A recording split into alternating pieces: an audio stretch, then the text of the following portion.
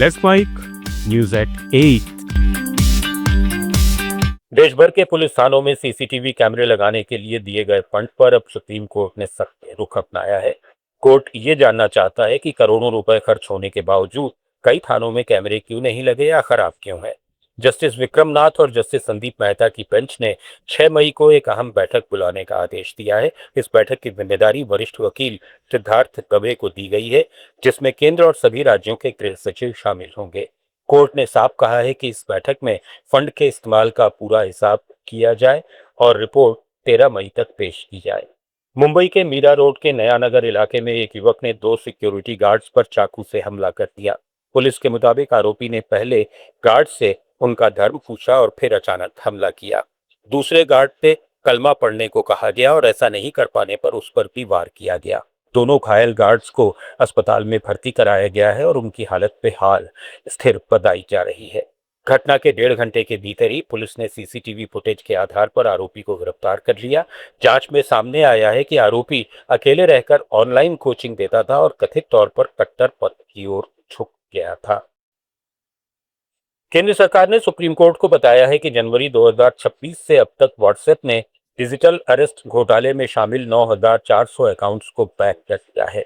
ये घोटाले police, NIA या सरकारी अधिकारी बनकर लोगों को वीडियो कॉल पर फंसाते हैं और पैसे ट्रांसफर कराने की धमकी देते हैं, जिससे करोड़ों रुपए की ठगी हो चुकी है।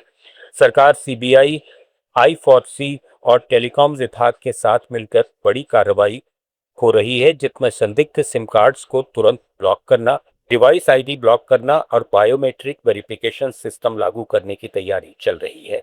ये साइबर क्राइम के खिलाफ चल रही व्यापक मुहिम का हिस्सा है, जिसमें बड़े पैमाने पर वित्तीय नुकसान रोकने पर जोर दिया जा रहा है। मणिपुर में बिशनपुर जिले के मोइरांग में पुलिस ने एक ट्रक में लदी खाद की बोरियों को नुकसान पहुंचाने के आरोप में 5 लोगों को गिरफ्तार किया, जबकि मोइरांग में ही स्थानीय लोगों की सूचना पर करीब 6 लाख रुपए की 600 बोरी अवैध डीएपी खाद जब्त की गई, जो बिहार से बिना अनुमति लाई गई थी। इसी बीच इम्फाल अंतर्राष्ट्रीय हवाई अड्डे पर सुरक्षा बलों ने बेंगलुरु जाने वाले 2 युवकों को पकड़ा, जिनके पास 84 ग्राम संदिग्ध हेरोइन बरामद हुई। तमिलनाडु के नागापट्टिनम जिले के 13 मछुआरों पर समुद्र में हमला कर उन्हें लूट लिया गया। 26 अप्रैल की रात जब वे मछली पकड़ रहे थे, तब श्रीलंकाई मछुआरों ने उन पर हमला किया, मारपीट की और उनका मछली का शिकार और सामान छीन लिया। घायल मछुआरों ने बहादुरी दिखाते हुए एक श्रीलंकाई मछुआरे को पकड़ लिया, जिसकी पहचान कर ली गई है और उसे मछली विभाग को सौंप दिया गया है। पुलिस अब इस समुद्री लूट और हमले की जांच कर रही है, जबकि घायल मछुआरों का इलाज वेदारण्यम सरकारी अस्पताल में चल रहा है।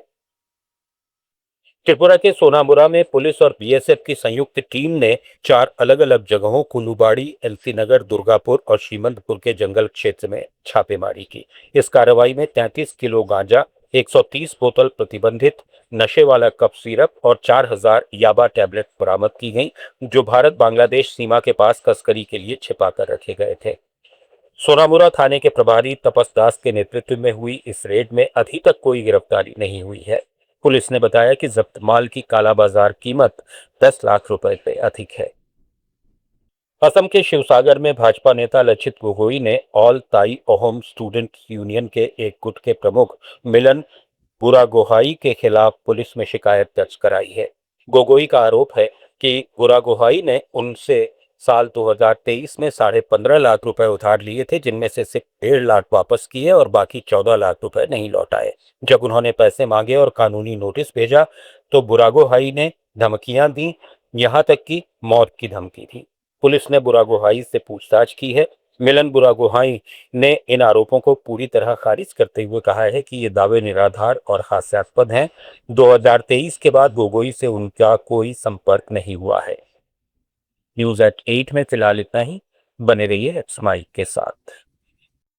आप सुन रहे थे let's mike more than radio.